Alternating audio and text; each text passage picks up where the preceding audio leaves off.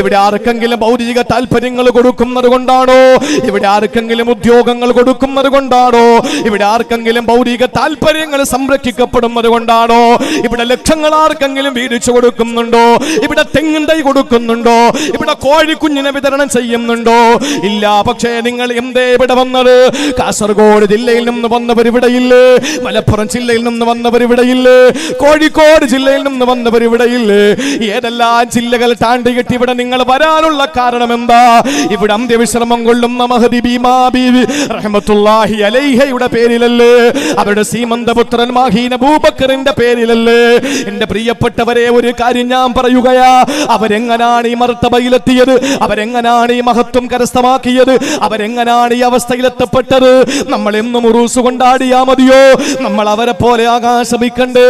കഴിഞ്ഞ വർഷം ഇതേ ഉറൂസ് മുബാറക്കിൽ ഇവിടെ നിന്ന് പ്രസംഗിച്ചപ്പോൾ ഞാൻ നിങ്ങളോട് പറഞ്ഞ വിഷയം ഞാൻ ഓർക്കുന്നുണ്ട്. ഒന്നുകൂടി ഞാൻ ആവർത്തിക്കുന്നില്ല. എന്തുകൊണ്ടാണ് ആ മഹദിയായി മാറിയത്? എന്തുകൊണ്ടാണ് നിങ്ങളെ പോലെ വികാരമുള്ള, വിചാരമുള്ള, നിങ്ങളെ പോലെ രൂപലാവണ്യങ്ങളുള്ള, നിങ്ങളെ പോലെ ശരീരപുഷ്ടിയുള്ള, നിങ്ങളെ പോലെ രക്തം ചുടുനിണം ഒഴുകുന്ന, സിരകളിൽ ഒഴുകുന്ന ഒരു സ്ത്രീയല്ലേ? അവരെന്താണ് ഈ പള്ളിയുടെ അകത്തളത്തിൽ, ഈ മഖാമിന്റെ അകത്തളത്തിൽ അന്ത്യവിശ്രമം കൊള്ളുമ്പോൾ എല്ലാവരും ഓടി വന്ന് അവർക്ക് വേണ്ടി ഫാത്തിഹ ഓതി ഇവിടെ തബറുക്കിന് വേണ്ടി ദുആ ചെയ്ത് പിരിയുന്നത് എന്തിന്റെ പേരിലാ സഹോദരങ്ങളെ? ഗവൺമെന്റ് പോലും ഒരു പൊതു അവധിയായി ഭീമാപള്ളി ഉറൂസിനെ മാറ്റിയത് എന്തിന്റെ പേരിലാ? ഇവിടെ നടക്കുന്ന ഈ ഉറൂസ് മുബാറക്കുമായി ബന്ധപ്പെട്ട് എത്ര സ്പെഷ്യൽ ബസ്സുകളാ സർവീസ് നടത്തപ്പെടുന്നത്? എത്ര ആളുകളാണ് ഓടി ഒഴുകിക്കൊണ്ടിരിക്കുന്നത്? എന്തിന്റെ പേരിലാണെന്നോ? ഒരു വിലായത്തിന്റെ അത്യുന്നതമായ സോപാനങ്ങൾ എത്തപ്പെട്ടത് കൊണ്ടാ. എന്തുകൊണ്ടാണ് ബീമാ ബീബി റളിയല്ലാഹു അൻഹ ആ അവസ്ഥയിലെത്തിയതെന്നറിയോ? മാഹീൻ അബൂബക്കർ തങ്ങൾ ആ അവസ്ഥയിലെത്തിയതെന്തുകൊണ്ടെന്നറിയോ? പ്രിയപ്പെട്ടവരെ, ഒരു ശൈഖാണ്, ഒരു വലിയത്താണ്, ഒരു വലിയാണ് എന്നതിന്റെ പേരിലാണ്. എന്താ വലിയാകാനുള്ള ക്വാളിറ്റി എന്നറിയോ? നിങ്ങൾ നിസ്സാരമായി കാണരുത്. അവിടെ അന്ത്യവിശ്രമം കൊള്ളുന്ന മഹദിയെ നിങ്ങൾ നിസ്സാരമായി കാണല്ലേ. ആരാണ് അവരെന്നറിയോ? അവരുടെ ഒരു ശിഷ്യയാകണമെങ്കിൽ, മാഹീൻ അബൂബക്കർ എന്ന പൊന്നുമോന്റെ ഒരു ശിഷ്യനാകണമെങ്കിലുള്ള ക്വാളിറ്റി എന്തെന്നറിയോ? മുറബിയായ മശായിഖുമാരുടെ, പ്രിയപ്പെട്ട ശൈഖുമാരുടെ മുരീദുമാർക്കുണ്ടാകേണ്ട ക്വാളിഫിക്കേഷൻ എന്തെന്നറിയോ? 12 വർഷക്കാലം, അതായത് ഒരു വ്യാഴവട്ടക്കാലം ചെറിയ പാപങ്ങൾ ചെയ്യാൻ പാടില്ല. ചെറിയ പാപം ആരംഭപൂവായ നബിതങ്ങളോടുള്ള അതിരുവിട്ട അനിർവചനീയമായ, അവാച്യമായ, അചിന്തനീയമായ, അണപൊട്ടി ഒഴുകുന്ന അനുരാഗം, അത് നമ്മളെ സൂചിപ്പിക്കുന്ന ഒരു ആയത്താണ്. എന്താണെന്നറിയോ? അല്ലാഹു പറയുകയാണ്, വലൗ അന്നഹും ഇല്ലലമൂ അൻഫുസഹും ജാഊക ഫസ്തഗ്ഫിറുല്ലാഹ് വസ്തഗ്ഫറ ലഹുമുർ റസൂൽ ലവജദുല്ലാഹ തവ്വാബർ റഹീമാ. അല്ലാഹ് പറയുകയാണ് സഹോദരങ്ങളെ, സൂറത്തുൻ നിസായിൽ 64-ാമത്തെ ആയത്തിൽ അല്ലാഹു പറയുകയാ, വലൗ അന്നഹും ഇല്ലലമൂ അൻഫുസഹും ജാഊക. നബിയെ, തെറ്റുകൾ ചെയ്തിട്ട് അങ്ങയുടെ മുമ്പിൽ അവർ വരുന്നതാണ്. സ്വഹാബാക്കളിൽ ആരെങ്കിലും ഒരു തെറ്റ് ചെയ്തു പോയാൽ അവര് തെറ്റ് ചെയ്തിട്ട് ഓടിയെത്തുന്നത് എവിടെയാണ്? ഇലാ ഹദറത്തി റസൂലില്ലാഹ്. മായിസ് ബിൻ മാലിക് അസ്ലമി കടന്നു വന്നില്ലേ റസൂലുള്ളാഹിന്റെ മുമ്പിൽ? ഫാത്തിമ എന്ന പെണ്ണ് കടന്നു വന്നില്ലേ? എത്ര സംഭവങ്ങളാ പ്രിയപ്പെട്ടവരെ. കാരുണ്യത്തിന്റെ തിരുദൂതരുടെ മുമ്പിലേക്ക് ഓടിയെത്തുകയാ. എന്നിട്ട് അവര് ചെയ്യുന്നത് എന്തെന്നറിയോ? അല്ലാഹു പറയുകയാണ്, ഫസ്തഗ്ഫിറുല്ലാഹ്. പടച്ചവനോട് ഇസ്തിഗ്ഫാർ ചൊല്ലുകയാ. അല്ലാഹുവേ, പുറത്തു തരണേ അല്ലാ, എനിക്ക് മാപ്പാക്കണേ അല്ലാ. വസ്തഗ്ഫറ ലഹുമുർ റസൂൽ. ആരംഭപൂവായ നബിതങ്ങൾ അവർക്ക് വേണ്ടി പൊറുക്കലിനെ ചോദിക്കുകയാ. അവര് സ്വന്തം ചെയ്ത തെറ്റ്, അവര് ജീവിതത്തിൽ ചെയ്തു പോയ തെറ്റ് അല്ലാഹുവിന്റെ മുമ്പിൽ വന്ന് ഏറ്റുപറയാ. അവര് ഭൗതിക ലോകത്ത് അല്ലാഹുവിന്റെ ഹബീബിന്റെ സമക്ഷത്തിലെത്തുകയാ. എന്നിട്ട് അവിടെ നിന്നുകൊണ്ട് പടച്ചവനോട് അവര് പരാതി ബോധിപ്പിക്കുകയാ. ഭീമാ പള്ളിയിൽ വന്നാലും നമ്മൾ അങ്ങനെയല്ലേ? ആ ഭീമാ ബീവി റളിയല്ലാഹു തആല അൻഹയുടെ ചാരത്തെത്തുമ്പോൾ നമ്മൾ ആരോടാ ചോദിക്കുന്നത്? അല്ലാഹുവേ, നിന്റെ ഇഷ്ടപ്പെട്ട ഒരു മഹരി കിടക്കുകയാണ്, ചെയ്യുകയാണ്, അല്ലാഹുവേ നീ എനിക്ക് പുറത്തു താ അല്ലാഹ് എന്ന് നമ്മൾ ആത്മാർത്ഥമായി ദ്വാരക്കുമ്പോ പ്രിയപ്പെട്ടവരെ, അല്ലാഹുവിന്റെ റസൂലിന്റെ മുന്നിൽ വന്നു അല്ലാഹുവിന്റെ ഹബീബിനോട് അവര് ചെയ്ത തെറ്റുകളെല്ലാം പറയുമ്പോ അല്ലാഹുവിന്റെ ഹബീബ് പറയുന്നു അല്ലാഹുവോട് പൊറുക്കലിനെ തേടുക. ആ സമയത്ത് ഫസ്തഗ്ഫിറുല്ലാഹ് അവര് പടച്ചവനോട് പൊറുക്കലിനെ തേടുകയാ. ഫസ്തഗ്ഫറ ലഹുമുർ റസൂൽ അല്ലാഹുവിന്റെ ഹബീബ് അവർക്ക് വേണ്ടി ദുആ ചെയ്യുകയാ, പൊറുക്കലിനെ ചോദിക്കുകയാ. എന്നാ ലവജദുല്ലാഹ തവ്വാബർ റഹീമാ. അല്ലാഹുവിന്റെ ഖുർആൻ സൂറത്തുൻ നിസാ പറയുകയാ, ഇബ്നു മസ്ഊദ് തങ്ങൾ പറയുന്നു, എനിക്ക് ഏറ്റവും ഇഷ്ടപ്പെട്ട രണ്ടാമത്തെ ആയത്ത്, എനിക്ക് സമാധാനം തരുന്ന രണ്ടാമത്തെ ആയത്ത്, നിങ്ങൾക്ക് അല്ലാഹു പുറത്തു തരുന്നതായി എത്തിക്കാൻ കഴിയുമെന്ന. ഒരു തെറ്റ് ചെയ്തു പോയാ മുത്തുനബിയുടെ ചാരത്ത് നിന്ന് നബിയെ എനിക്ക് വേണ്ടി ഒന്ന് ദുആരക്കണേ എന്ന് പറയുമ്പോ അല്ലാഹുവിന്റെ റസൂൽ ദുആ ചെയ്യുകയാണ്, അല്ലാഹു ആ ദുആ സ്വീകരിക്കുകയാ. എന്റെ പ്രിയപ്പെട്ടവരെ, വികാരത്തോട് രോമാഞ്ചത്തോടെ നമുക്ക് കേൾക്കാൻ പറ്റുന്നു അല്ലാഹുവിന്റെ ഹബീബിന്റെ പദവിയാ, ലോകത്തിന്റെ മുത്തിന്റെ മഹത്വമാണ്. അത്ബി റളിയല്ലാഹു തആല അൻഹു പറയുകയാണ്, ഞാനൊരു ദിവസം റൗളാ ശരീഫിൽ ഇരിക്കുമ്പോ ഞാൻ എന്റെ ഹബീബിന്റെ ചാരത്ത് സലാം ചൊല്ലിയിട്ട് അവിടെ ഞാൻ എന്റെ മുത്തിന്റെ ചാരത്തിരിക്കുമ്പോ കുബ്ബത്തുൽ ഖളറായിന്റെ അടുത്ത് പോകാത്തവർ എന്റെ ശബ്ദം കേൾക്കുന്നുണ്ടോ? ലോകത്ത് നമ്മൾ പോകേണ്ടത് പരിശുദ്ധമായ ഹറമിലാണ്. അവിടെ നിന്ന് മസ്ജിദുൻ നബവിയിലെത്തുമ്പോ എന്റെ പ്രിയപ്പെട്ടവരെ, ലോകം മുഴുവനും വിറ്റുപറക്കിയാൽ, എന്തെല്ലാം നമ്മൾ വിറ്റുപറക്കിയാൽ പരിശുദ്ധമായ മണ്ണിലെത്താതെ മരിച്ചുപോയോ? ഒന്നാലോചിക്കണേ, ഭൗതിക ലോകത്ത് ഇതിനപ്പുറം നമുക്ക് നഷ്ടം വേറെ ഏതാ നമുക്കുള്ളത്? മദീനയുടെ രാജകുമാരന്റെ ചാരത്ത് ഞാൻ ഇരിക്കുമ്പോ അത്ബി റളിയല്ലാഹു തആല അൻഹു പറയുകയാ, ഒരു അറാബിയായ മനുഷ്യൻ വരികയാ, ഒരു ആദിവാസിയായ മനുഷ്യൻ വരികയാ, വിവരം കുറഞ്ഞ മനുഷ്യനാ, പാണ്ഡിത്യത്തിന്റെ പാപ്പരത്വമുള്ളൊരു മനുഷ്യനെ കടന്നു വരികയാ. അയാളെ കടന്നു വന്ന് റൗളാ ശരീഫിന്റെ മുന്നിലെത്തി. എന്നിട്ട് പറഞ്ഞതെന്തെന്നറിയോ? സഹോദരങ്ങളെ ശ്രദ്ധയോടെ കേൾക്കണേ, മഹാനായ അത്ബി റളിയല്ലാഹു അൻഹു പറയുകയാണ്, ഞാൻ ആ റൗളാ ശരീഫിന്റെ ചാരത്തിങ്ങനെ ഇരിക്കുമ്പോ അല്ലാഹുവിന്റെ റസൂലിന്റെ റൗളാ ശരീഫിനടുത്തിരിക്കുന്ന എനിക്ക് കാണാൻ കഴിഞ്ഞത് ഒരു ആദിവാസിയായ സഹാബി കടന്നു വരികയാ, ഒരു അറാബിയായ മനുഷ്യൻ കടന്നു വരികയാ. എന്നിട്ട് അല്ലാഹുവിന്റെ റസൂലിന്റെ റൗളയുടെ മുന്നിൽ വന്ന് നിന്ന് പറയുകയാണ്, സലാമു അലൈക യാ റസൂലല്ലാഹ്, നബിയേ സലാത്ത് സലാമുകൾ അങ്ങക്കുണ്ടാകട്ടെ. എന്നിട്ട് മഹാനായ അത്ബി തങ്ങൾ പറയുകയാ, ആ മനുഷ്യൻ അവിടെ നിന്ന് വിളിച്ചു പറഞ്ഞു, സമയത്തുല്ലാഹ യഖൂൽ, നബിയേ എന്റെ പടച്ചവനെ പറയുന്നത് ഞാൻ കേട്ടിട്ടുണ്ട്, വലൗ അന്നഹും ഇല്ലലമു അൻഫുസഹും ജാഊക ഫസ്തഗ്ഫിറുല്ലാഹ് വസ്തഗ്ഫറ ലഹുമുർ റസൂൽ ലവജദുല്ലാഹ തവ്വാബർ റഹീമാ. ഒരു തെറ്റ് ചെയ്തിട്ട് നബിയെ അങ്ങയുടെ മുന്നിൽ വരുമ്പോൾ അവർ അല്ലാഹുവിനോട് ഇസ്തിഗ്ഫാർ ചൊല്ലുമ്പോ, നിങ്ങളും അല്ലാഹുവിനോട് പാപം പൊറുക്കലിനെ ചോദിക്കുമ്പോ നിങ്ങൾക്ക് പാപം പൊറുക്കുന്ന അല്ലാഹനെ കണ്ടെത്താൻ കഴിയുമെന്ന് ആയത്ത് ഞാൻ കേട്ടു നബിയെ. ഖളറാഇന്റെ കുബ്ബയുടെ ചുവട്ടിൽ നിന്നുകൊണ്ടാ മനുഷ്യൻ പറയുകയാ, അല്ലാഹന്റെ തിരുദൂതരെ ഞാൻ എന്റെ പടച്ചവനെ പറയുന്നത് കേട്ടു, എന്ത് തെറ്റ് ചെയ്താലും അങ്ങയുടെ മുമ്പിൽ വരുമ്പോ അങ്ങ് പൊറുക്കലിനെ തേട്, ഞാനും പൊറുക്കലിനെ ചോദിച്ച ലവജദുല്ലാഹ തവ്വാബർ റഹീമാ. പടച്ചവനെ നിങ്ങൾക്ക് മാപ്പ് തരുന്നവനായി കാണാൻ കഴിയുമെന്ന് പറഞ്ഞല്ലോ നബിയെ. ഞാൻ വന്നത് എന്തിനെന്നറിയോ? വഖദ് ജിഅതുക മുസ്തഗ്ഫിറൻ ലിദംബി വമുസ്തശ്ഫിഅൻ ബിക ഇലാ റബ്ബി. അങ്ങയുടെ മുമ്പിൽ വന്നത് വെറുതെയല്ല നബിയേ, അങ്ങയുടെ മുമ്പിൽ ഞാൻ വന്നത് എന്റെ പാപങ്ങൾ എണ്ണി പറയാനാ. അങ്ങ് പറയൂ, പടച്ചവനോട് പറയൂ, എനിക്കെന്റെ അല്ലാഹു പുറത്ത് എന്റെ റബ്ബ് പറഞ്ഞിട്ടുണ്ട് അങ്ങയുടെ മുഹോ ഫതാബ മിൻ തീബിഹിൻ القاء ولكم نفس الفداء لقبر نمد ساكنه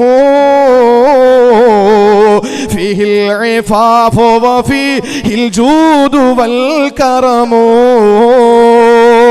ആ മനുഷ്യൻ വന്ന് പറഞ്ഞതെന്തെന്നറിയോ? യാ ഖൈറമൻ ദുഫിനത് ബിൽ ഖാഇ അഅലമുഹു. ഈ പുണ്യമണ്ണിൽ കിടന്നുറങ്ങുന്ന നബിയേ, ഈ പുണ്യമായ റൗളാ ശരീഫിന്റെ മണ്ണിൽ കിടന്നുറങ്ങുന്ന എന്റെ തിരുദൂതരെ, എന്റെ തിരുദൂതരെ, ഫതാബ മിൻ തിബിഹിൻ നൽഖാഉ വല്ലകുമു. ഇവിടത്തെ മലമ്പ്രദേശങ്ങളോ, ഇവിടത്തെ മാമലകളും, ഇവിടത്തെ വനങ്ങളും, ഇവിടത്തെ മരുഭൂമിയുമല്ല, ഇവിടത്തെ പോറക്കൂട്ടങ്ങളല്ല, നബിയെ അങ്ങ് കിടക്കുന്നു എന്ന കാരണത്താൽ പരിമളമുള്ളതായി, അങ്ങ് കിടക്കുന്നതറിഞ്ഞുകൊണ്ട് പരിശുദ്ധിയുള്ളതായി. കാരുണ്യത്തിന്റെ തിരുദൂതരുടെ ശരീരം മണ്ണോട് ഒട്ടിക്കിടക്കുമ്പോൾ ആ മണ്ണിനൊരു പരിമളമില്ലേ സഹോദരാ? 2-3 കൊല്ലങ്ങൾക്ക് മുമ്പ് വരെ ഉഹദ് മലയുടെ ഭാഗത്ത്, ഉഹദിന്റെ ഭാഗത്ത് സഹോദരങ്ങളെ ഒരു ചെറിയ ഒരു ഗുഹ ഉണ്ടായിരുന്നത്രേ. ഞാൻ പോയിട്ടുണ്ട്, പക്ഷേ ഹതഭാഗ്യനാണ്, കാണാൻ കഴിഞ്ഞിട്ടില്ല. പ്രഗത്ഭനായ ഈ കേരളത്തിലെ ഒരു മുദരിസ്, നൂറുകണക്കിന് ശിഷ്യന്മാരെ തർബിയത്ത് കൊടുക്കുന്ന ഒരു മുദരിസ്, അദ്ദേഹം ആ ഗുഹയ്ക്കുള്ളിൽ, ആ പാറക്കെട്ടിന്റെ ഉള്ളിൽ കേറിയിരുന്നിട്ട് എന്നെ വിളിച്ചു ഫോൺ ചെയ്തു. എന്നിട്ട് പറഞ്ഞു, പടച്ചവനാണ്, 114 കഴിഞ്ഞിട്ടും ഈ ഉഹദിന്റെ ഈ പാറക്കെട്ടിന്റെ ഉള്ളിൽ ഒരു ചെറിയ ഇരിപ്പിടം പോലെ ഒരു പാറയുണ്ട്. അതിൽ അല്ലാഹുവിന്റെ ഹബീബ് ഉഹദ് യുദ്ധം നടക്കുന്ന സമയത്ത് വിശ്രമിച്ചത്രേ. അതിനകത്ത് കയറി റസൂലുള്ള വന്നിരുന്നു.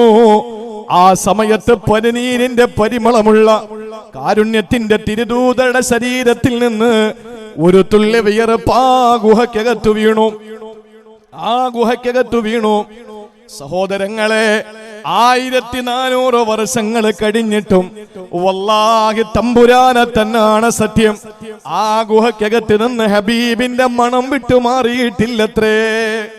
ഹബീബിന്റെ മണമാ ഗുഹയ്ക്കകത്ത് നിന്ന് വിട്ടുമാറിയില്ലത്രേ. എങ്ങനെ റൗളാ ശരീഫിന്റെ മണലുകൾക്ക് പരിമളമില്ലാതിരിക്കും? എങ്ങനെ മദീനയുടെ മണ്ണിന് മഹത്വമില്ലാതിരിക്കും? ആരെന്തോ പറഞ്ഞോട്ടെ, ലോകത്ത് നമ്മുടെ ഹബീബിന് ഏത് വർഗീയതയുടെ നിറം ചാത്തി കിട്ടി എന്തോ പറഞ്ഞോട്ടെ, ഫിദാക അബീ വ ഉമ്മി യാ റസൂലല്ലാഹ്, ഞങ്ങളുടെ വാപ്പയെ, ഞങ്ങളുടെ ഉമ്മയെ ദണ്ണം വെക്കുകയാ നബിയേ, ഞങ്ങളുടെ ശരീരത്തെ അങ്ങക്ക് സമർപ്പിക്കുകയാ നബിയേ, ഞങ്ങളുടെ ജീവൻ വേണോ, ഞങ്ങളുടെ രക്തം വേണോ, ഞങ്ങളുടെ എന്ത് വേണോ നബിയെ അങ്ങക്ക് സമർപ്പിക്കാൻ ഞങ്ങൾ പ്രതിജ്ഞയെടുത്തിരിക്കുകയാ. ആഗ്രഹിക്കണ സഹോദരങ്ങളെ, ഞാനും ആഗ്രഹിക്കുന്നുണ്ട് ഇതേപോലത്തെ ഒരു വേദിയിൽ പുണ്യ ഹബീബിനെ പറ്റി പറഞ്ഞ്, മദീനയെ പറ്റി പറഞ്ഞ്, ആ ഹബീബിന്റെ അവദാനങ്ങളെ പറഞ്ഞ് അവസാനം ആ സദസ്സിൽ രക്തം ഛർദ്ദിച്ച് മരിക്കാൻ കഴിഞ്ഞാൽ അതിനപ്പുറം എന്റെ ഹബീബിന്റെ വികാരം എന്റെ ജീവിതത്തിന്റെ വികാരമാകുന്നത് ഇതിനപ്പുറം ഏതൊരു നിലയിലാണ്? എന്റെ സഹോദരങ്ങളെ, നമുക്ക് വല്ല നമ്മുടെ ഹബീബല്ലയോ? ലോകത്താരും എന്തു പറഞ്ഞോട്ടെ, എന്തു പറഞ്ഞാലും ഇല്ല, എന്റെ ഹബീബിനപ്പുറം എനിക്കൊന്നുമില്ല. ഏതൊക്കെ കുൽസിത ശ്രമങ്ങളിലൂടെ ഈ സമുദായത്തെ ഹറാമ് തീറ്റിക്കാൻ ശ്രമിച്ചാലും ഇല്ല, ഹലാലല്ലാത്തതൊന്നും ഞങ്ങൾ കഴിക്കൂല, ഹലാലല്ലാത്തതൊന്നും ഞങ്ങൾ കഴിക്കൂല. അത് വ്യക്തമായി, അത് മുസ്ലിമിന്റെ കടയാണെങ്കിൽ പോലും ഇത് ഹലാലാണോ എന്ന് ചോദിച്ചിട്ട് ഞങ്ങളുടെ തൊണ്ടയ്ക്ക് താഴെ ശരീരത്തിലേക്ക് ഭക്ഷണം ഇറങ്ങൂ. ഞങ്ങളുടെ ജീവിതം ഞങ്ങളുടെ ഹബീബാണ്. ഒരാദിവാസി പറയുന്നു, നബിയേ, അങ്ങ് കിടക്കുന്ന മണ്ണിൽ ഞാൻ വന്നിട്ട് പറയുന്നു, ഖൈറായ നബിയേ, 4 ഭാഗത്തും അങ്ങയുടെ ശരീരത്തോടൊട്ടിക്കിടക്കുന്ന മണ്ണിന്റെ പരിമളമുള്ള മണ്ണിന്റെ ഉടമസ്ഥനെ, അങ്ങയുടെ മുമ്പിൽ ഞാൻ വന്നിരിക്കുകയാ. നഫ്സിൽ ഫിദാഉ ലിഖബരിൻ അൻത സാകിനുഹു ഫീഹിൽ ഇഫാഹു വഫീഹിൽ ജൂദു വൽ കറമു. നബിയേ, ഈ ഖബറിൽ നിന്നാണ് ലോകത്ത് ഔദാര്യം ഒഴുകുന്നത്. ഈ ഖബറിൽ നിന്നാണ് ലോകത്ത് മുഴുവനും വിനയവും, ലോകത്ത് മുഴുവനും കാരുണ്യവും പരക്കുന്നത്. ഈ ഖബറിടത്തിൽ നിന്നാണ്, ഈ റൗളയിൽ നിന്നാണ്, ഈ മണ്ണിൽ നിന്നാണ് ലോകത്ത് ജൂദും കറമുമെല്ലാം ഒഴുകുന്നത്. നബിയേ, ഞാൻ ഇവിടെ വരാതെ പിന്നെ ഏത് ലോകത്ത് പോകാനാ? എന്റെ പടച്ചവൻ പറഞ്ഞിട്ടുണ്ട്, ഇവിടെ വന്ന് ചോദിച്ചാൽ അള്ളാഹു പുറത്തു തരുമെന്ന്. അള്ളാഹുവിനോട് പൊറുക്കലിനെ തേടണം. അതുപോലെ അള്ളാഹുവിന്റെ റസൂലും നമുക്ക് വേണ്ടി പടച്ചവനോട് പൊറുക്കലിനെ തേടും. അങ്ങനെ റസൂലേ, അങ്ങയുടെ ഖുർആൻ അങ്ങ് പഠിപ്പിച്ച ഗ്രന്ഥം പറഞ്ഞിട്ടുള്ളത് കൊണ്ടാ ഈ പാവമോടി ഇവിടെ വന്നതെന്ന് പറഞ്ഞിട്ടാ മനുഷ്യന് മണ്ണുവാര് തലയിലിട്ട് കുഞ്ഞുങ്ങളെ പോലെ തേങ്ങിക്കരഞ്ഞ് റൗള ശരീഫിൽ നിന്ന് പടിയിറങ്ങുമ്പോ ഒരു ചെറിയ മയക്കത്തിലേക്ക് അത്തബി തങ്ങൾ പോയത്രേ. അത്തബി റളിയല്ലാഹു അൻഹു പറയുന്നു, ഞാനൊരു ചെറിയ മയക്കത്തിലേക്ക് പോയി. അങ്ങനെ ഞാൻ മയങ്ങി കിടക്കുമ്പോൾ എന്റെ മുന്നിലതാ ആരംഭപ്പോവായ നബിതങ്ങളെ കിനാവില് വരികയാ. കിനാവ് കാണണ്ടേ സഹോദരാ? അല്ലാഹുവിന്റെ റസൂല് കിനാവിൽ വന്നിട്ട് കനവിൽ വന്നിട്ട് പറയുകയാണ്, സഹോദരങ്ങളെ ചിന്തിക്കണേ, യാ അത്തബി അൽഹിഖിൽ ഇറാബിയ, അത്തബിയെ ഓടിച്ചല്ല ഇറാബിയുടെ പിന്നാലെ പോ. എന്നിട്ട് ഫബശ്ശിറുഹു, എന്നിട്ട് അദ്ദേഹത്തോട് പറയണം, ഇന്നല്ലാഹ ഖദ് ഗഫറ ലഹു, അല്ലാഹ് പുറത്തു കൊടുത്തു എന്ന് പറയൂ അത്തബി. ഇത് തഫ്സീർ ഇബ്നു കസീറിൽ കാണാ. സഹോദരങ്ങളെ, അത്തബി തങ്ങൾ പറയുകയാണ്, ഞാൻ ഞെട്ടി ഉണർന്നു. എഴുന്നേക്കുമ്പോ അത്തബി അവിടെ നിന്ന് നടന്നു പോവുകയാ. ഞാൻ ഓടി, അത്തബി പറയുന്നു, ആ അയറാബി നടന്നു പോവുകയാ. ഞാൻ ഓടി ചെന്ന് പിന്നാലെ ചെന്നിട്ട് പറഞ്ഞു, ബശറ റസൂലുള്ളാഹ് അന്നല്ലാഹ ഖദ ഗഫറ ലക, അല്ലാഹ് നിങ്ങൾക്ക് പുറത്തു തന്നിരിക്കുകയാ. അതുകൊണ്ട് സന്തോഷ വർത്തമാനം നിങ്ങളെ അറിയിക്കാൻ വേണ്ടി വന്നതാണ് എന്ന് പറഞ്ഞു മഹാനായ പ്രവാചകൻ അത്തബി എന്ന തന്റെ അനുചരനെ പറഞ്ഞു വിട്ടെങ്കിൽ കനവിലും അല്ലാഹുവിന്റെ ഹബീബാണ്, നിലവിലും അല്ലാഹുവിന്റെ ഹബീബാണ്. അതുകൊണ്ട് സഹോദരങ്ങളെ, പ്രതീക്ഷയുടെ ആയത്ത് രണ്ടാമത്തേത് അതാണ്. ജീവിച്ചിരിക്കുമ്പോ അള്ളാന്റെ ഹബീബ് സല്ലല്ലാഹു അലൈഹി വസല്ലം തങ്ങളുടെ മുന്നിൽ വന്നിട്ട് എല്ലാവരും പറയും, നബിയെ ഞാൻ തെറ്റ് ചെയ്തു പോയി. എത്ര സംഭവങ്ങളാ. റവാഹുൽ ബുഖാരി മുഹമ്മദ് ബിൻ ഇസ്മായിൽ അൽ ബുഖാരി റളിയല്ലാഹു അൻഹുവിന്റെ സ്വഹീഹുൽ ബുഖാരിയിൽ മാഇസ് ബിൻ മാലിക്കുൽ അസ്ലമിയുടെ സംഭവം കൊടുത്തിട്ടുണ്ട്. എന്താ വേണ്ടത്? എന്റെ പ്രിയപ്പെട്ടവരെ, പ്രതീക്ഷയുടെ രണ്ടാമത്തെ ആയത്ത്. ഇതിനെ ഒരു ഇർശാദ് ഉണ്ട് എന്ന് പറഞ്ഞാൽ ഒരു സൂചനയുണ്ട്. ഒരു സൂചനയുണ്ട്. എന്താണെന്നറിയോ? എന്തെങ്കിലുമൊക്കെ തെറ്റ് നമ്മുടെ ജീവിതത്തിൽ സംഭവിച്ചു പോയാൽ മഹാന്മാരോട് ദുആ ചെയ്യാൻ വേണ്ടി നമ്മൾ പറയണം. പ്രത്യേകിച്ച് സാദാത്യങ്ങളോട്, സയ്യിദുമാരോട്. അള്ളാഹു അനുഗ്രഹിച്ച് ഭീമാ പള്ളിക്ക് ഒരു ഇമാമിനെ അള്ളാഹു നൽകിയിട്ടുണ്ട്, സയ്യിദാണ്. അള്ളാഹു ദീർഘായുസ്സും ആരോഗ്യം നൽകി അനുഗ്രഹിക്കുമാറാവട്ടെ. എന്റെ കൂടപ്പറപ്പുകളായ, എന്റെ ഉമ്മയുടെ ഉദരത്തിൽ പ്രസവിക്കപ്പെട്ടില്ല എന്ന ഒറ്റ കുറവ് മാത്രമേ ഉള്ളൂ, അല്ലെങ്കിൽ ഒറ്റ വിഷയം മാത്രമേ ഉള്ളൂ. അങ്ങനെ ഞാൻ ജീവന് തുല്യം സ്നേഹിക്കുന്ന കൂടപ്പുറപ്പുകളായ സയ്യിദുമാർ ഈ പരിസരത്ത് ഒരുപാടുണ്ട്. ഞാൻ എൻ്റെ പ്രിയപ്പെട്ടവരോട് പറയുകയാണ്, അള്ളാന്റെ ഹബീബിന്റെ കുടുംബത്തിൽപ്പെട്ടവരോട്, മഹാന്മാരായ ദുആക്ക് ഇജാബത്തുള്ള അങ്ങനെയുള്ള ആളുകളൊക്കെ ഇപ്പോഴും നമ്മുടെ നാട്ടിൽ ജീവിച്ചിരിപ്പുണ്ട്. ഇപ്പോഴും നമ്മുടെ ഈ നാട്ടിലെന്ന് പറഞ്ഞാൽ നമ്മുടെ മലയാള മണ്ണിൽ ജീവിച്ചിരിപ്പുണ്ട്. ജീവിതത്തിൽ ഒരു കറാഹത്ത് പോലും ചെയ്യാത്ത അള്ളാഹു നമുക്ക് ജീവിതത്തിൽ സൂക്ഷ്മത പാലിക്കാനുള്ള തൗഫീക്ക് നൽകി അനുഗ്രഹിക്കുമാറാവട്ടെ. എത്ര ചോദിച്ചാലും അള്ളാഹു തരുന്നില്ല. കാരണം എന്താ? ലോണെടുത്ത വീട്ടിലാ കിടക്കുന്നത്. എത്ര ദുആ ചെയ്താലും പടച്ചോൻ സ്വീകരിക്കുന്നില്ല. സീസിയിട്ട വണ്ടിയിലാ ചീറിപ്പോയിന്നേ, അല്ലേ? ഒറ്റിയുള്ള വീട്ടിലാ കിടക്കുന്നത്. ചില ഉടായ്പ തരികിട ഈ തേക്കല് പരിപാടികളൊക്കെ ഉണ്ട്. 5 ലക്ഷം രൂപ ഒറ്റി. പക്ഷെ അത് ഹറാമല്ലേ? അവരുടെ കാര്യം ചെയ്യാം, മാസം ഒരു അഗ്രിമെന്റ് വെക്കി 50 രൂപ വാടകയ്ക്ക്. ഇത് ആരുടെ? ഇന്നഹും യക്കീദൂന കൈദ. ഈ ഉടായ്പ പടച്ചോനടുത്ത് വേണ്ട. അള്ളാഹ്ക്ക് നന്നായിട്ടറിയാം. ഇത് ആർക്ക് കാണിക്കാനാ? പിന്നെ അള്ളാഹുവിനോട് പൊറുക്കലിനെ ചോദിക്കുക. അള്ളാഹു പുറത്ത് തന്നാൽ നമ്മൾ രക്ഷപ്പെട്ടു. അള്ളാഹു പുറത്തു തരട്ടെ. തിരുവനന്തപുരത്തെ സംബന്ധിച്ചിടത്തോളം അനന്തപുരിയിലൊക്കെയാ താമസിക്കുന്നത്. അതൊക്കെ ശരിയാ. വലതുഭാഗത്ത് കടല്, ഇടതുഭാഗത്ത് മാള്, മുന്നില് മണല്, പിന്നില് വലിയ വലിയ ദേശീയ പാത, ഇതൊക്കെ ഉണ്ട്. പക്ഷേ 90% ആളുകളും വാടകയ്ക്കാണ്. അള്ളാഹു വീടില്ലാത്തവർക്ക് ഒരു 1 സെന്റില് ഒരു വീട് ഞാൻ കണ്ടു. 1 സെന്റിൽ ഒരു വീട്. ആ വീട്ട് ഗൃഹനാഥൻ ഈ സദസ്സിൽ വാഴ കേൾക്കുന്നുണ്ട്. 1 സെന്റില് ലൈറ്റ് ഹൗസ് കയറും പോലെയാണ് ആദ്യത്തെ നിലയിൽ നിന്ന് രണ്ടാമത്തെ നിലയിലേക്ക് കയറുന്നത്. പക്ഷെ എങ്കിലും 1 സെന്റില് മനോഹരമായൊരു വീട്. അള്ളാഹു 1 സെന്റ് മണ്ണെങ്കിലും അള്ളാഹു തരട്ടെ. എന്നിട്ട് ആരും ഇറക്കി വിടാത്ത. അതാ ഇന്ന് നമ്മുടെ ഭീമാപ്പള്ളി ഉറൂസിന്റെ പരസ്യം നമ്മുടെ പേജിൽ ചെയ്തിരിക്കുമ്പോ ഞാൻ രാവിലെ വായിച്ചതാണ്. നമ്മുടെ വണ്ടൂര് ഭാഗത്ത് നിന്ന്, മലപ്പുറം ജില്ലയുടെ നിലമ്പൂര് ഭാഗത്ത് നിന്ന് ഒരു സഹോദരൻ മെസ്സേജ് അയച്ചിരിക്കുന്നു. ഷൗക്കത്ത് അലി എന്ന പേര്. അദ്ദേഹം ഈ പരിപാടി കാണുന്നുണ്ടാവും. അദ്ദേഹം, ഞാൻ കണ്ടിട്ടില്ല ആ മനുഷ്യനെ. അദ്ദേഹം എഴുതിയിരിക്കുന്നു, ഉസ്താദേ ഭീമാപ്പള്ളി ഉറൂസ് അല്ലേ, നിങ്ങൾ ദുആ ചെയ്യണം. അൽഹംദുലില്ലാ, ഒരു സന്തോഷം പങ്കിടാനുണ്ട്. വാടക വീട്ടിൽ നിന്ന് സ്വന്തമായി ഞാൻ വാങ്ങിയ 7 സെന്റ് വസ്തുവിലേക്ക് ഞാൻ താമസം മാറുകയാണ്. അവിടെ ഒരു ഷെഡ് കെട്ടി. അൽഹംദുലില്ലാ. മനസ്സിലായില്ല? ഇന്നലെ വരെ വാടക വീട്ടിലായിരുന്നു. ആ വീട് മാറി സ്വന്തമായ ഒരു 7 സെന്റ് ഭൂമി വാങ്ങി. അൽഹംദുലില്ലാ, ഞാൻ അങ്ങോട്ട് താമസം മാറുകയാണ്. ഷെഡിന്റെ പണി നടന്നുകൊണ്ടിരിക്കുക എന്ന് പറഞ്ഞാൽ വീട് വെക്കാനുള്ള പൈസ ഇല്ലാത്തത് കൊണ്ട് ഒരു ഷെഡ് കെട്ടിയിട്ട് ഞാൻ അതിലേക്ക് താമസം മാറിയിരിക്കുകയാണ്.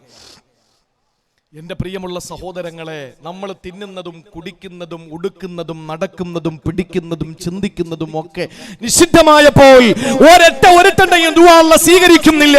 എല്ലാ പള്ളികളിലും ദുആ ചെയ്തില്ലേ? എവിടെയെല്ലാം ദുആ ചെയ്തു? ആയിരക്കണക്കിന് കരങ്ങൾ ആകാശത്തിലേക്ക് ഉയർന്നിട്ട് പടച്ചവനോട് പൊട്ടിക്കരഞ്ഞു ദുആ ചെയ്തില്ലേ?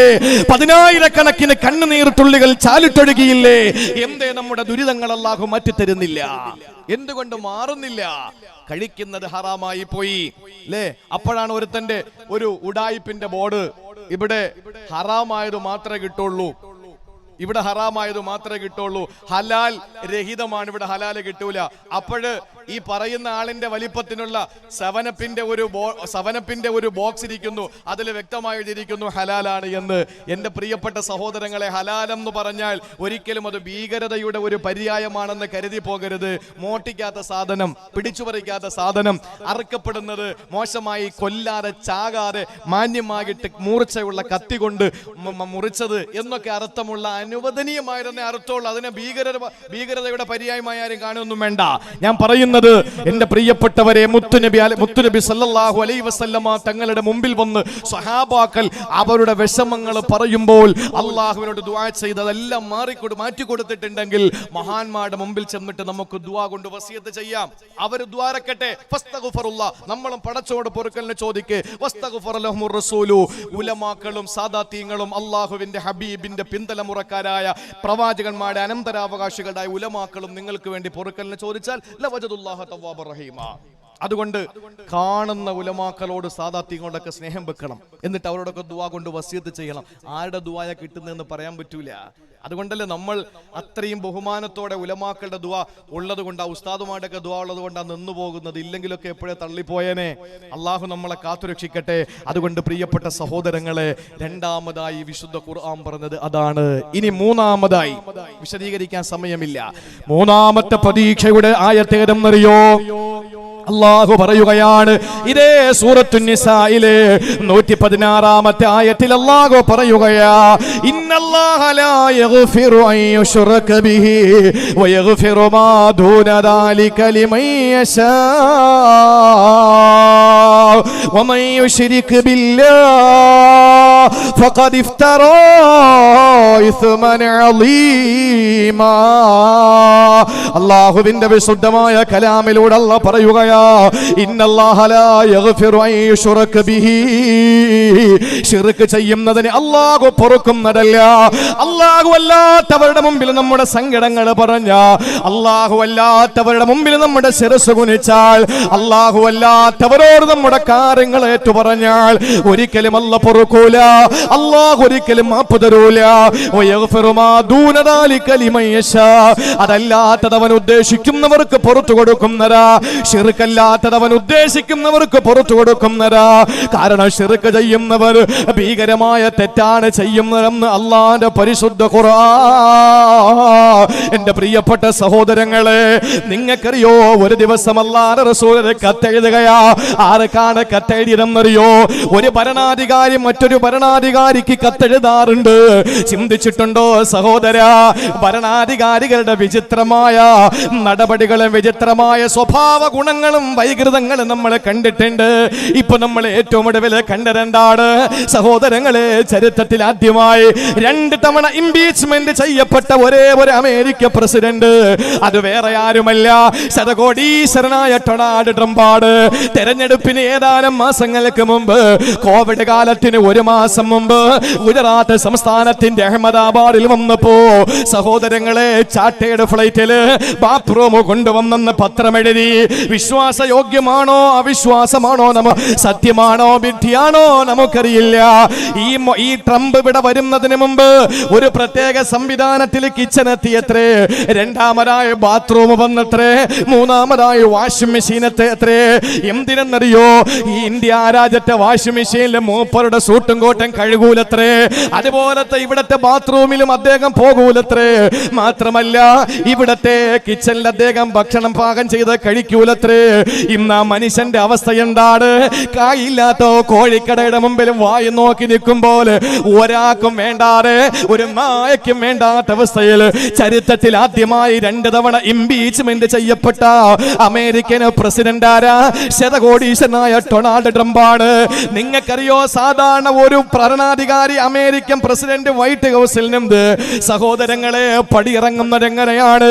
ഒരാൾ ജയിച്ച് പ്രസിഡന്റ് ആയാൽ മുൻ പ്രസിഡന്റ് പോകുന്നത് ആദ്യം പെട്ടെന്ന് തന്നെ അവിടെ ഒരു ചെറിയ ചായ സൽക്കാരം നടക്കുന്നു. അത് കഴിഞ്ഞിട്ട് അവിടുത്തെ ജീവനക്കാരോടൊപ്പം നിന്നുകൊണ്ട് ഒരു ചെറിയ ഫോട്ടോ എടുക്കുന്നു. എന്നിട്ട് കുടുംബത്തോടൊപ്പം കണ്ണീരോടുകൂടി പടിയിറങ്ങും മുമ്പ് അവസാനമായും നിലവിലെ പ്രസിഡന്റുമായി കുറഞ്ഞ സമയം ഒരു കൂടിക്കാഴ്ച. പക്ഷേ അങ്ങനെ ഒന്നും നടന്നില്ല. നേരം പ്രഭാതം പൊട്ടിവിടരുന്നപ്പോ ലോക പോലീസ് ചമയുന്ന അമേരിക്കയുടെ വൈറ്റ് ഹൗസില് ജോ ബൈഡൻ എന്ന് പറയുന്ന പുതിയ പ്രസിഡന്റ് അവരോധിതനായപ്പോ പ്രഭാതം പൊട്ടിവിടരും മുമ്പ് വാഷിംഗ്ടണിൽ നിന്ന് ഓടി ഒളിച്ചു പോയ ശതകോടീശ്വരനായ ഡൊണാൾഡ് ട്രംപിന് സംഭവിച്ചതെന്താ? പ്രിയപ്പെട്ടവരെ, ഏറ്റവും നല്ല നിപുണനായ നൈപുണ്യം നേടിയ ഒരു മനുഷ്യനാണ് ഈ പറയുന്ന വഹിഷി. അദ്ദേഹത്തിന് കാശ് കൊടുത്ത് വാങ്ങിയതാരാണ്? ഹിന്ദ്. ആരെ കൊല്ലാനാ? സയ്യിദു ശുഹദാഇ ഹംസത്തുൽ കറാർ റളിയല്ലാഹു അൻഹുവിനെ കൊല്ലാൻ. ആരാ ഹംസ റളിയല്ലാഹു അൻഹു? അബ്ദുൽ മുത്തലിബിന്റെ മകൻ എന്ന് പറഞ്ഞാൽ ആരാ? അബ്ദുള്ളയുടെ സഹോദരൻ. അവരാരാണ്? ആരംഭപ്പൂവായ നബിതങ്ങളുടെ എളപ്പ, കൊച്ചപ്പ. അല്ലേ? കൊന്നുകളഞ്ഞു. എങ്ങനെ കൊന്നു? കൈകാലുകൾ വെട്ടിമുറിച്ചു, കാതറുത്തു മാറ്റി, മൂക്ക് ഛേദിച്ചു, നാവ് പിഴുതെടുത്തു, കണ്ണ് ചൂഴ്ന്നെടുത്തു, തലയോട്ടി വെട്ടി പിളർന്നു, തലയോട്ടിയിൽ ഇരിക്കുന്ന തലച്ചോറ് വായിലിട്ട് ചവച്ചു തുപ്പി. ആ തലയോട്ടിയിൽ ഹിന്ദ് കരുതി വെച്ചിരുന്ന ഗിഫ്റ്റ്, ആ പാനം ചെയ്യപ്പെട്ട, തനിക്കു വേണ്ടി കരുതി വെച്ചിരിക്കുന്ന, പാനം ചെയ്യപ്പെടാൻ വേണ്ടി വെച്ചിരിക്കുന്ന പതഞ്ഞു നുരപൊന്തുന്ന മദ്യമൊഴിച്ചു. ഏതിൽ? ഹംസത്തുൽ കറാർ തങ്ങളുടെ തലയോട്ടിയിൽ കള്ളൊഴിച്ചിട്ട് കുടിച്ചു. കൊടൽമാലയെടുത്ത് മാലയായിട്ടിട്ട് നൃത്തം ചെയ്തു.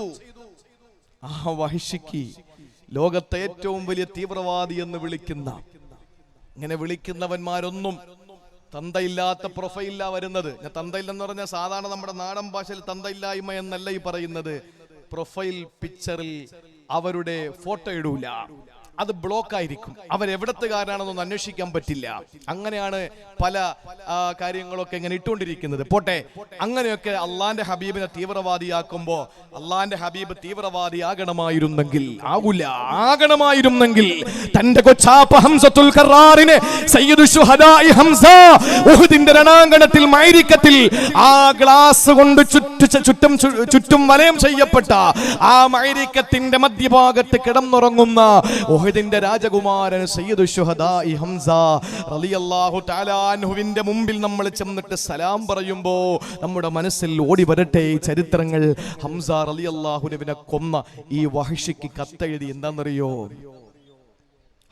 വഹിഷി മുസ്ലിമാക്, സ്വീകരിക്കാൻ ഞങ്ങൾ സ്വീകരിച്ചോളാം, അല്ലാഹ് നിങ്ങൾക്ക് പുറത്തു വരും. ആ സമയത്ത് വഹിഷി കത്ത് വായിച്ചു. കത്ത് വായിച്ചിട്ട് വഹിഷി അല്ലാഹുവിന്റെ റസൂലിന് മറുപടി കൊടുക്കുകയാണ്: നബിയേ, മുസ്ലിമാകണമെന്ന് ആഗ്രഹമുണ്ട്, പക്ഷേ നിങ്ങൾ പറഞ്ഞിട്ടുണ്ടല്ലോ, നിങ്ങൾ വാദിക്കുന്നല്ലോ, എന്താണ് വല്ലദീന ലാ യദഊന മഅല്ലാഹി ഇലാഹൻ ആഖറ വലാ യഖ്തുലൂന അൻ-നഫ്സല്ലതീ ഹറമല്ലാഹു ഇല്ലാ ബിൽ ഹഖ് വലാ യസ്നൂ വമൻ യഫ്അൽ ദാലിക യൽഖ അസാമാ.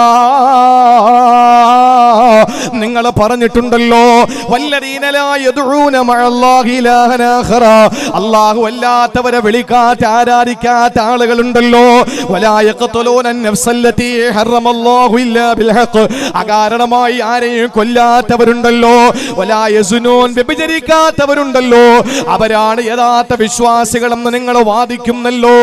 ഈ പറയുന്നതൊക്കെ ഞാൻ ചെയ്തിട്ടുണ്ട് നബിയേ, പിന്നെ എങ്ങനെയാണ് ഞാൻ ഇസ്ലാമിലേക്ക് കടന്നു വരുന്നത്? അല്ലാഹുവിന്റെ നബിയെ അങ്ങ് പറഞ്ഞല്ലോ, വമൻ യഫഅൽ ദാലിക യൽഖ അസാമാ, ഇത് ചെയ്തു പോയാൽ അല്ലാഹു തആല ശിക്ഷ കൊടുക്കുമെന്ന് അങ്ങ് പറഞ്ഞല്ലോ. അതുകൊണ്ട് നബിയെ മുസ്ലിമാകണമെന്ന പൂതിയുണ്ട്, പക്ഷേ ഈ കാര്യങ്ങൾ കാണുമ്പോ എനിക്ക് സഹിക്കാൻ പറ്റുന്നില്ല. എന്താണൊരു പോംവഴിയുണ്ടോ? മറുപടി മുസ്ലിമാകെന്ന് പറഞ്ഞ് റസൂലുള്ളാഹി സ്വല്ലല്ലാഹു അലൈഹി വസല്ലം തങ്ങളുടെ കത്തിന് മറുപടിയായിട്ട് വഹിഷ് റളിയല്ലാഹു അൻഹു പറയാണ്, വഹിഷി എന്ന് വേണമെങ്കിൽ നമുക്ക് ഇപ്പൊ പറയാം തൽക്കാലം. അദ്ദേഹം പറയാണ്, മുസ്ലിമാകണമെന്ന് ആഗ്രഹമുണ്ട്, പക്ഷെ നിങ്ങൾ പറഞ്ഞല്ലോ യഥാർത്ഥ മുസ്ലിം എന്ന് പറഞ്ഞാൽ അള്ളാഹു അല്ലാത്തവരെ ആരാധിക്കൂല, ഒരാളെയും കൊല്ലൂല, വ്യഭിചരിക്കൂല, പക്ഷെ ഇത് മൂന്നും ഞാൻ ചെയ്തിട്ടുണ്ട്, പിന്നെ എങ്ങനെ ഞാൻ മുസ്ലിമാവും? സുബ്ഹാനല്ലാഹ്. അല്ലാഹുവിന്റെ റസൂൽ സല്ലല്ലാഹു അലൈഹി വസല്ലമക്ക് കത്ത് കിട്ടുകയാണ്. നബി തങ്ങളെ മറുപടി കൊടുക്കുകയാണ്, വിഷമിക്കണ്ട, അല്ലാഹു പറഞ്ഞിട്ടുണ്ട്, ഇല്ലാ മൻ താബ വആമന വഅമില അമലൻ സാലിഹാ. അല്ലാഹു പറഞ്ഞിട്ടുണ്ട്, ഇല്ലാ മൻ താബ, പശ്ചാത്തപിച്ചവനൊഴികെ, വആമന ഈമാനുള്ളവരൊഴികെ, വഅമില അമലൻ സാലിഹാ, സൽക്കർമ്മം ചെയ്യുന്നവനുമൊഴികെ എന്ന് പറഞ്ഞാൽ വിശ്വസിച്ചുകൊണ്ട് സൽക്കർമ്മം ചെയ്തുകൊണ്ട് പശ്ചാത്തപിച്ചാൽ അല്ലാഹു എല്ലാ പാപങ്ങളും പുറത്തു കൊടുക്കുന്നതാണ്. അതുകൊണ്ട് വഹശി വിഷമിക്കണ്ട, മുസ്ലിമായിക്കോ. മറുപടി വീണ്ടും കൊടുത്തു നബിതങ്ങൾ. മറുപടി കത്ത് കിട്ടി. വഹശി വായിച്ചു നോക്കിയിട്ട് വീണ്ടും സംശയം. എന്താണെന്നറിയോ? തിരിച്ച് നബിയോട് ചോദിച്ചു, നബിയെ എന്താ പറഞ്ഞത്? തൗബ ചെയ്താൽ, വിശ്വസിച്ചാൽ, നല്ലത് ചെയ്താൽ കുഴപ്പമില്ല. പക്ഷേ ഈ നല്ലത് എന്നെ കൊണ്ട് പറ്റുമോ? ഞാൻ നല്ലതൊന്നും ചെയ്തിട്ടില്ലല്ലോ. ഞാൻ വിശ്വസിക്കാം, പശ്ചാത്തപിച്ചു മടങ്ങാം, പക്ഷെ വാമില അമലൻ സ്വാലിഹ, ഞാൻ എന്ത് നല്ലത് ചെയ്തു? ഒന്നും ചെയ്തിട്ടില്ല. ജീവിതത്തിൽ ഒരു സുഹൃത്തും ഞാൻ ചെയ്തിട്ടില്ല. ആ സമയത്ത് കത്ത് മറുപടി അല്ലാഹുവിന്റെ റസൂലിന്റെ കയ്യിൽ കിട്ടുമ്പോൾ വീണ്ടും അല്ലാഹുവിന്റെ ഹബീബ് മറുപടി കൊടുക്കുകയാണ്, ഇന്നല്ലാഹ ലാ യഗ്ഫിറു അൻ യുശ്റക ബിഹി വയഗ്ഫിറു മാ ദൂന ദാലിക ലിമൻ യശാ. നമ്മുടെ വിഷയത്തിലുള്ള ഈ മൂന്നാമത്തെ ആയത്ത് ആ സമയത്ത് അല്ലാഹുവിന്റെ ഹബീബ് കത്തിന് മറുപടിയായി കൊടുക്കുകയാണ്. അല്ലാഹു ശിർക്ക് ചെയ്യാത്തവൻ അല്ലാഹു പുറത്തു കൊടുക്കുന്നതാണ്. അവൻ ഉദ്ദേശിക്കുന്നവർക്ക് ശിർക്ക് ചെയ്യാത്ത ഏത് പാപവും ഉദ്ദേശിക്കുന്നവർക്ക് പുറത്തു കൊടുക്കും. അതുകൊണ്ട് വഹശി വിഷമിക്കണ്ട, പെട്ടെന്ന് കലിമ ചൊല്ലിക്കോ. ആ സമയത്ത് കത്ത് കിട്ടിയ വഹശി കത്ത് വായിച്ചു നോക്കിയിട്ട് വീണ്ടും സംശയമായി. വീണ്ടും നബി തങ്ങളോട് ചോദിക്കുന്നു, നബിയേ നിങ്ങൾ പറഞ്ഞല്ലോ യഗ്ഫിറു മാ ദൂന ദാലിക ലിമൻ യശാ, ആ ശിർക്കല്ലാത്തത് ആര് ചെയ്താലും അല്ലാഹു ഉദ്ദേശിക്കുന്നവർക്ക് പുറത്തു കൊടുക്കുമെന്ന്. ആ ഉദ്ദേശിച്ചവരിൽ ഞാൻ പെടുവോ? ഉദ്ദേശിക്കുന്നവർക്കല്ലേ പുറത്തു കൊടുക്കൂ. ആ ഉദ്ദേശിക്കുന്നവരിൽ ഞാൻ പെടുവോ? ആ സമയത്ത് കത്ത് വായിച്ചിട്ട് നബി തങ്ങൾ പുഞ്ചിരിച്ചുകൊണ്ട് അവസാന ഒരായത്ത് കൂടി അങ്ങോട്ട് അറിയിച്ചു കൊടുത്തു. എന്താണെന്നറിയോ? ഖുൽ യാ ഇബാദിയല്ലദീന അസ്റഫു അലാ അൻഫുസിഹിം ലാ തഖ്നതു മിർ റഹ്മത്തില്ലാഹ് ഇന്നല്ലാഹ യഗ്ഫിറു ദുനൂബ ജമീഅ. എന്റെ ദാസന്മാരെ, എന്റെ അടിമകളെ, ഇതാരെ വിളിച്ചത്? അല്ലദീന അസ്റഫു അലാ അൻഫുസിഹിം, തെമ്മാടിത്തരം ചെയ്യുന്ന ആളുകളെ അല്ല വിളിച്ചത് യാ ഇബാദി, എന്റെ ദാസന്മാരെ എന്ന് വിളിക്കുക. എന്നിട്ട് പറയാണ്, നിങ്ങൾ നിരാശപ്പെടലേട്ടാ, ഞാൻ നിങ്ങളെ കൂടെ ഉണ്ട്, എല്ലാം പുറത്തു തന്നേക്കാം. ഇതങ്ങോട്ട് കിട്ടിയപ്പോൾ അതാ കലിമ പറയുകയാണ്, അശ്ഹദു അല്ലാ ഇലാഹ ഇല്ലല്ലാഹ് വഅശ്ഹദു അന്ന മുഹമ്മദർ റസൂലുള്ളാഹ്. ഹംസ റളിയല്ലാഹു തആല അൻഹുവിനെ ഹിന്ദിന്റെ ജൽപ്പനങ്ങൾക്ക് വശംവദനായിക്കൊണ്ട് ഏതൊരു മനുഷ്യനാണോ ഹംസ റളിയല്ലാഹു അൻഹുവിനെ ക്രൂരമായിട്ട് കൊന്നൊടുക്കിയത്, ആ ഹംസ റളിയല്ലാഹു അൻഹുവിന്റെ ഘാതകന്റെ പേരും ഞാൻ ഭീമാപള്ളിയിൽ പറഞ്ഞാൽ നിങ്ങൾ ഉറക്കെ പറയും റളിയല്ലാഹു അൻഹു. അള്ളാന്റെ റസൂൽ സല്ലല്ലാഹു അലൈഹി വസല്ലം തങ്ങൾ ഏറ്റവും കൂടുതൽ വിഷമിച്ച, ഏറ്റവും കൂടുതൽ പ്രയാസപ്പെട്ട ഒരു മരണം, ഒരു ഷഹാദത്ത്, അത് തന്റെ കൊച്ചാപ്പ ഹംസ തങ്ങളുടെ ഷഹാദത്താണ്. ആ പേര് അത് കൊന്നുകളഞ്ഞ ആളിന്റെ പേര് ഭീമാപള്ളിയിൽ ഞാൻ പറഞ്ഞാൽ ഈ അനുയായികൾ ഉറക്കെ പറയും റളിയല്ലാഹു അൻഹു. അതാണ് ഇസ്ലാം, അതാണ് ഇസ്ലാം. ജീവിതത്തിൽ എന്ത് വന്നു പോയാലും പശ്ചാത്തപിച്ചു മടങ്ങാൻ മനസ്സുണ്ടോ? അള്ളാഹുവിന്റെ പൊറുക്കൽ ചോദിക്കാൻ മനസ്സുണ്ടോ? ദുനിയാവിലെ കോടതിയിൽ ഞാൻ ഒരു തെറ്റ് ചെയ്തു എന്ന് പറഞ്ഞാൽ പിടിച്ചകത്തിടും. ഇത് ചെയ്യാത്തവനെ പിടിച്ചകത്തിട്ടിരിക്കുന്നു, പിന്നെ ഇനി പറയുന്നവനെ. മനസ്സിലായില്ലേ? ഒരാൾ വന്നിട്ട് പറയാണ്, കോടതിയിൽ വന്നിട്ട് പറയാൻ ഞാൻ തെറ്റ് ചെയ്തു, എന്നാ കിടക്ക് 12 കൊല്ലം അല്ലേ? തെറ്റ് ചെയ്യാത്ത ആളുകളെ നിങ്ങൾ ആത്മാർത്ഥമായിട്ട് ദുആ രക്കണം. ബഹുമാനപ്പെട്ട അബ്ദുൽ നാസർ മഅദനി ഉസ്താദിന് അള്ളാഹു ആഫിയത്തുള്ള ദീർഘായുസ് കൊടുക്കട്ടെ, ആരോഗ്യം കൊടുക്കട്ടെ. എന്റെ പ്രിയപ്പെട്ട സഹോദരങ്ങളെ, രാഷ്ട്രീയവും ബാക്കിയൊക്കെ മറന്നിട്ട് ഈ ഉമ്മത്തിനു വേണ്ടി ഇപ്പോ നമ്മുടെ ഈ സദസ്സിൽ നമ്മൾ ദുആ ചെയ്യുന്ന എത്ര ആളുകളുടെ ആമീൻ കിട്ടും. നിരവധി രോഗങ്ങൾ കാർന്ന് തിന്നുന്ന ഒരു ശരീരം. പണ്ട് പലരും പറഞ്ഞിട്ടുണ്ട്, എന്റെയൊക്കെ ചെറിയ പ്രായത്തിലും പലരും പറഞ്ഞിട്ടുണ്ട്, വയല് കേൾക്കാനല്ല പോകുന്നത്, മഅദനിയുടെ സൗന്ദര്യം കാണാനാ പോകുന്നത്. കാരണം ഒരു സദസ്സിൽ ഇരുന്നാൽ എന്റെ പ്രിയപ്പെട്ടവരെ, ആ സദസ്സിൽ അദ്ദേഹത്തിന്റെ മുഖത്തേക്ക് നോക്കുന്ന ഒരാൾ പിന്നെ കണ്ണെടുക്കൂല. അത്രയും സൗന്ദര്യമുണ്ടായിരുന്ന, ആകാര സൗട്ടവും വടിവും ശരീര നല്ല ഗമയൊക്കെ ഉണ്ടായിരുന്ന മനുഷ്യന്റെ ഇന്നത്തെ അവസ്ഥ, ഇപ്പോ ഈ 2021 ജാനുവരി മാസം 21 ഈ രാത്രി 12 മണിയോടടുക്കുന്ന ഈ സമയത്തെ അദ്ദേഹത്തിന്റെ ചിത്രം കണ്ടാൽ നെഞ്ചു പൊട്ടിപ്പോകും. നമ്മൾ ആരും ഇപ്പൊ കണ്ടിട്ടില്ല. അദ്ദേഹം ഒരു വലിയ സർജറിക്ക് വിധേയനായി, കഠിനമായ വേദന തിന്ന് അദ്ദേഹത്തിന്റെ ശരീരത്തിൽ വല്ലാതെ ഹൈ BP ആയി, പ്രഷർ അതിന്റെ മൂർധന്യ അവസ്ഥയിലെത്തി. അദ്ദേഹത്തിന്റെ മൂത്രവും മലവും പോകാത്ത അവസ്ഥയിൽ ജീവച്ഛവമായി ഒരു ഭാഗത്ത് ഇങ്ങനെ കിടക്കുകയാണ്. ശബ്ദം പോലും പഴയ ഒരവസ്ഥയിലേക്ക് പുറത്തു വരാത്തൊരവസ്ഥയാണ്. ഞാൻ ഇങ്ങോട്ട് വരുന്നതിന് തൊട്ട് മുമ്പും അദ്ദേഹത്തിന്റെ ഒരു വോയിസ് കേട്ടു. അദ്ദേഹത്തിന്റെ കോളേജിന്റെ വൈസ് ചെയർമാനായിരുന്ന ഒരു മനുഷ്യൻ മരണപ്പെട്ടു. ഞാൻ നേരത്തെ പറഞ്ഞു അബ്ദുൾ റഷീദ് മൗലവി, അദ്ദേഹം മരണപ്പെട്ടു. ആ വോയിസ് അദ്ദേഹം അയക്കുമ്പോൾ വളരെ പതിഞ്ഞ സ്വരത്തിലാണ്, ശബ്ദം പോലും എന്റെ പ്രിയപ്പെട്ടവരെ ഒച്ചത്തിൽ പറയാൻ കഴിയാത്ത അവസ്ഥയിൽ അദ്ദേഹം കഠിനമായ നീതി നിഷേധത്തിന്റെ ഇരയായി കഴിയുകയാണ്. അള്ളാഹു ഈ സദസ്സിന്റെ ബറക്കത്ത് കൊണ്ട് ഒന്നാമതായി രോഗശമനവും രണ്ടാമതായി സമ്പൂർണ്ണ മോചനവും അള്ളാഹു നൽകി അനുഗ്രഹിക്കുമാറാവട്ടെ. ഞാൻ പറയുന്നത്, ദുനിയാവിന്റെ കോടതിയിൽ വന്നിട്ട് ഞാനൊരു തെറ്റ് ചെയ്തു എന്ന് പറഞ്ഞാൽ അവനെ പിടിച്ച് ലോക്കപ്പിലിടും. പക്ഷെ അള്ളാന്റെ മുമ്പിൽ ചെന്നിട്ട് റബ്ബേ പടച്ചവനെ ഞാനൊരു തെറ്റ് ചെയ്തു പോയെന്ന് പറഞ്ഞാൽ അള്ളാഹു നിന്നെ ചേപ്പ് നിർത്തിയിട്ട് സ്നേഹലാളനകൾ കൊണ്ട് നിന്നെ വീർപ്പ് മുട്ടിക്കും. അതാണ് പടച്ചോനും പടപ്പുകളും തമ്മിലുള്ള വ്യത്യാസം. ദുനിയാവിൽ ഒരു തെറ്റ് ചെയ്താൽ അല്ലാഹു തആല ആ മനുഷ്യനെ അധികാരത്തിന്റെ പവർ ഉപയോഗിച്ചുകൊണ്ട് ആ മനുഷ്യനെ അധികാരികൾ തടവിലിടും. പക്ഷെ അള്ളാഹുവിന്റെ അടുത്ത് പറഞ്ഞാലോ, പടച്ചോൻ ചേർത്ത് നിർത്തിയിട്ട് വിഷമിക്കണ്ട, എല്ലാം നിനക്ക് ഞാൻ പുറത്തു തന്നിരിക്കുക. അതാ പടച്ചവൻ. 1000 നന്മകൾ ചെയ്തിട്ട് ഒരു തിന്മ നമ്മൾ ചെയ്താൽ ജനങ്ങൾ 1000 നന്മയെ മറക്കും, ആ ഒരു തിന്മ എന്നോർ ഓർത്തിരിക്കും. പക്ഷെ റബ്ബ് അങ്ങനല്ല. 1000 തിന്മ ചെയ്തിട്ട് ഒരു നന്മ, അളവ് നന്മ നമ്മൾ ചെയ്താൽ 1000 തിന്മകളും അല്ലാഹ് മറന്നുകളയും. ആ ഒരു നന്മ അല്ലാഹു അത് എപ്പോഴും ഓർത്തുകൊണ്ട് നമ്മൾ സ്വർഗത്തിൽ പ്രവേശിപ്പിക്കും. അതാണ് പടച്ചവൻ, നമ്മുടെ റബ്ബ്, നമ്മുടെ അല്ലാഹ്.